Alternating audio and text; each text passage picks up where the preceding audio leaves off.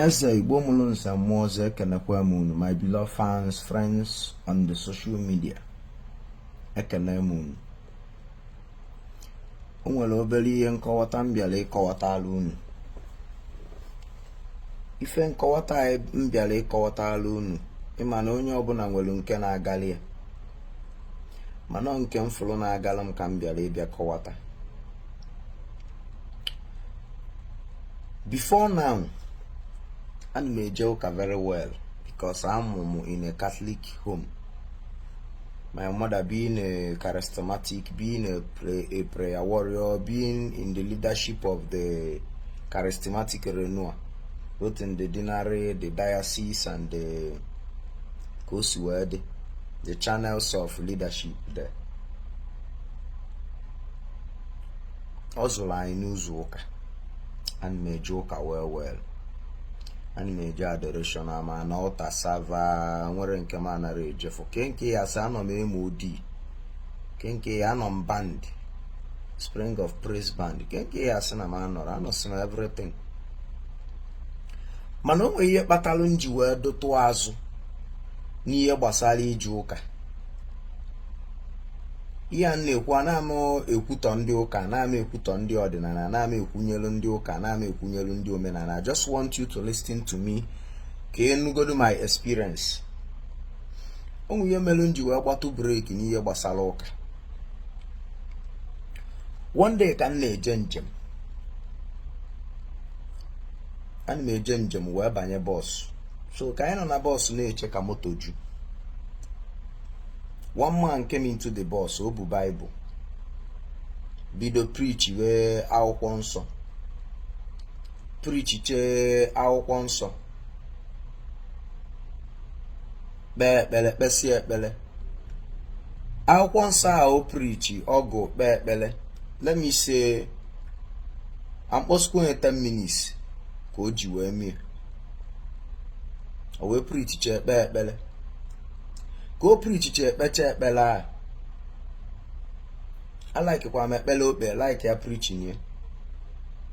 Because he egelele ntị, whether me believe, he agent. O preach chezie ekpecha ekpele under 10 minutes. The next thing, the man bido setụwa ego. O bido yowe ego na the boss. By then moto eju ego.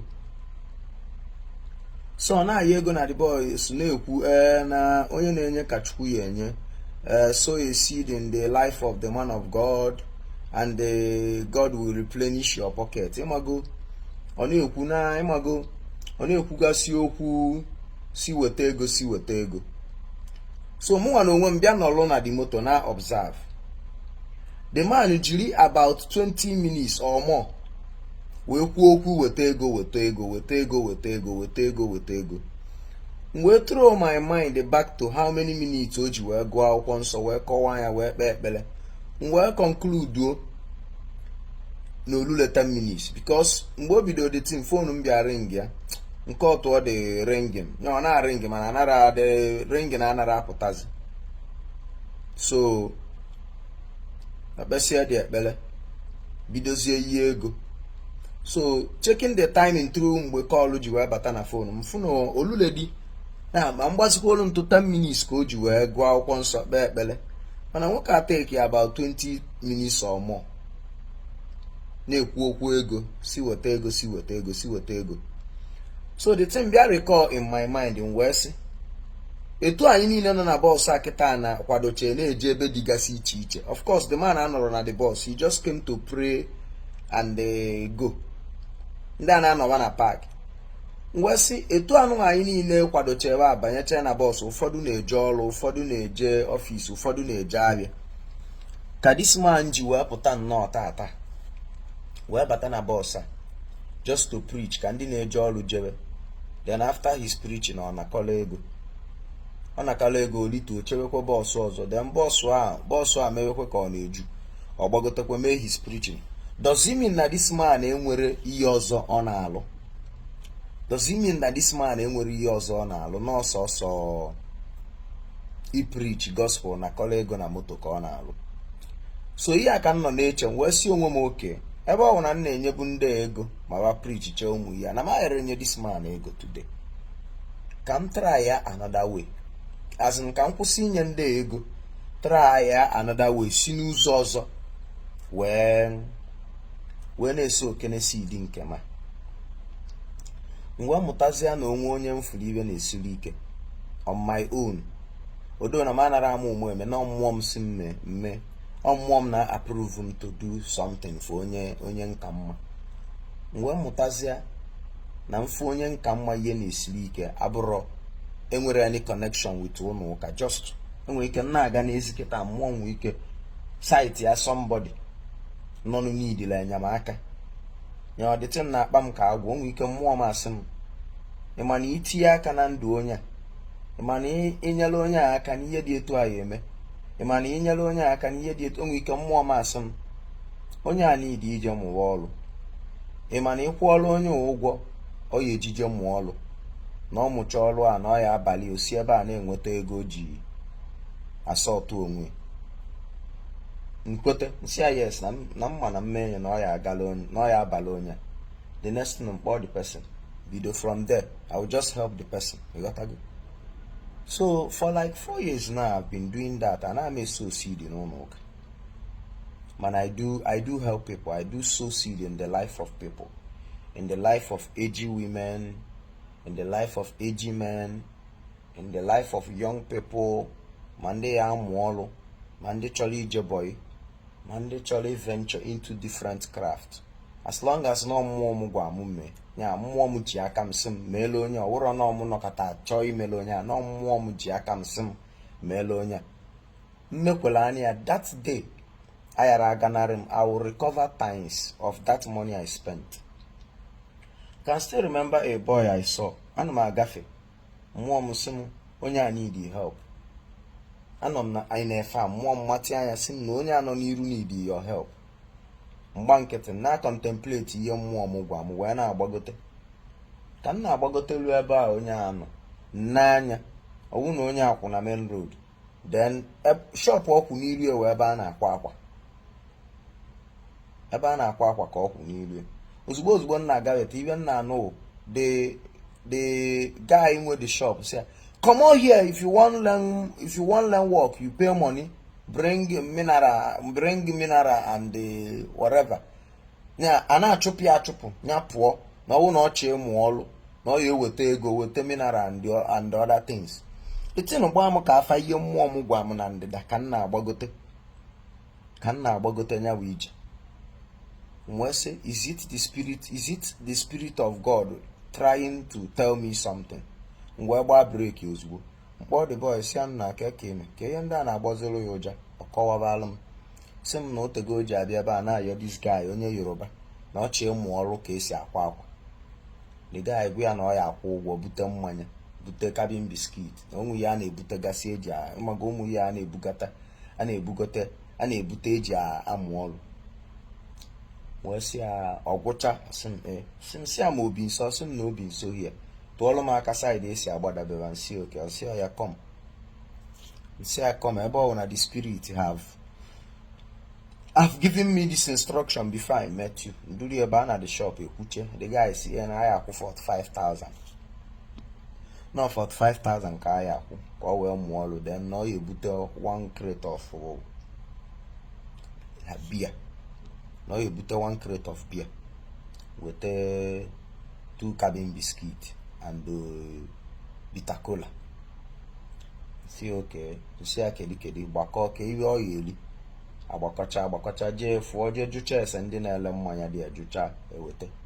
Mkpọ dị woman na-eme POS de mee transfer anyị ego, si ya na achọ m ka this guy mụwa ọrụ a na ọ mụcha anya ka ọ gazie rie. Ozugbo m kwụcha dị ụgwọ, nsị ya nna m gbaa mbọ ka ịmụ ọrụ a na ịmụcha ọrụ a na ọ ya abalị m pụọ. Up till now, amara m the way of the guy, but I believe na ọ ya dị successful because the spirit will onye instruct with that. So n'ihe njipụtakwuwe this thing now bụ gị nwawa onye na-ege m ntị, ka ị mara amalụ na ọ bụrụ mọsụ na ihe eje na-eweje your seed and your tithe n'ụlọ ụka. With my experience, ọ bụrụ must. In fact, I can vividly tell you that since I come personally with Akam, sow a seed in the life of people as instructed by the Spirit. No, since then can you be the whatever year na business in them. A seed is sow with Akai directly to the life of only Chalina Laka.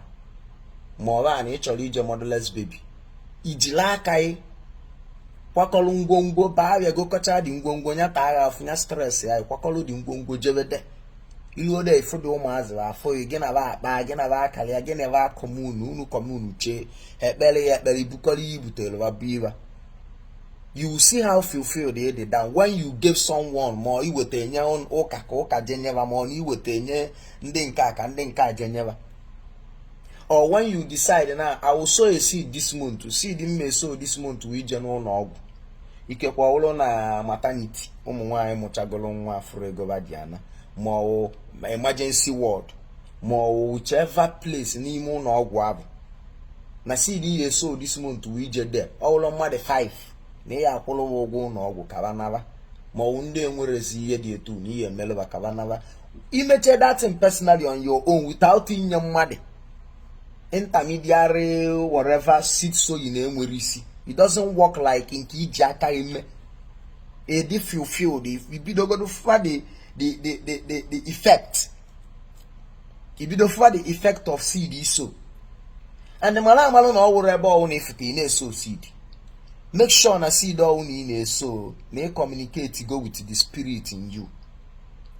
All the spirit you are saying me. I'm talking about myself from my experience. My spirit is similar me before Chiane if I recover. I'm not I've from any expenses in make in terms of seed sowing or not 24 hours without me recover that money. I swear to God. It happens. The reason is because na seed on me sow nando mad.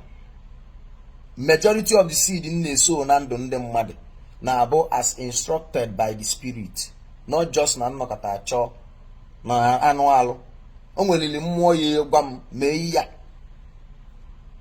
nika anọla etu a na-asị onwe onye ya emela ọgọta onwe onye ya emela ọgọta a na-agụrụ m ya ka egwu onwe onye ya emela ọgọta ndị ọ gaghị emela onye a ya eme onye ọba ọlịa ulu in life ọ gịghị emere onye a ya eme onye onwe ihe ọ na-aghọta ọ gịghị emere onye a ya eme ya ọ ya na-ezu ori agbagbu onye n'ori ọ gịghị emere onye a ya eme onye aka esi enyi ike na anya bụ ọgụ imerie ọ ya na-eje zuo ori atụ ọnya nga ọ gịghị emere onye a ya eme onye ọ ya na-awụ a problem in the society. Nkwete mmụọ nsị welu mgbe ihe masịrị anam aga. So now ọ bụrụ na onye a ya emela ọga as instructed by the Spirit jekwudo m ma ọ bịakwute m n'ezi, I will always know. And the only one my spirit approval for me to help has never ever gone astray. Because the Spirit will instruct and the Spirit ya amago ye in future when you that instruction. And the no you watch or Igbo from onye itinye aka na jiwe where appoint ya where anoint ya for you to be the person ya enyelo onye aka.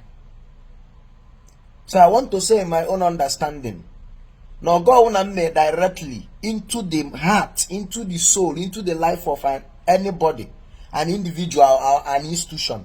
Na ka balumulu kali an kenye lo mmadi nya kenye.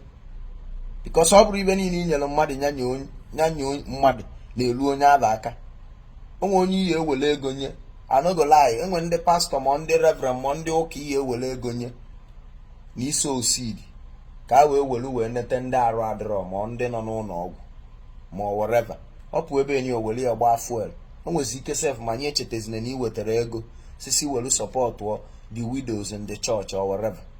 Mana nke iji aka ime jekwulu a widow wele aka imelie data ọgọ ọwụla akpa rice wulu obele petit business ka ibido rie ya aka ju ya afọ karịa nke inyelo mmadụ nyanye.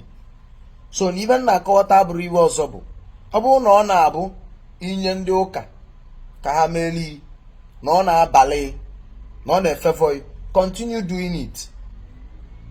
Ọ bụrụ na ọ na-awụ ijili aka ime na ọ na-efevoi, continue doing it. Ihe ọ bụla ị na-eme ọ na-agalị mmadụ emekwana ike kwụsị ya. ị na-enye ndị ụka ị na-eji aka gị eme, nke ọ bụla ị na-eme na-agalị imekwala anya ọ na-agalị, keep on doing it and God will keep on blessing us. We pray and we ask God na ife ọbụla everything we spend in a day let us recover. N'afa Chukwu na nna ana ka anyị na-ayọ wee na-asị ya Chukwu olise bụla ụwa meela anyị ife anyị bụ n'obi na-abụrọ njọ ka obi dị anyị mma. Daalụnụ, tụsala m vidiyo.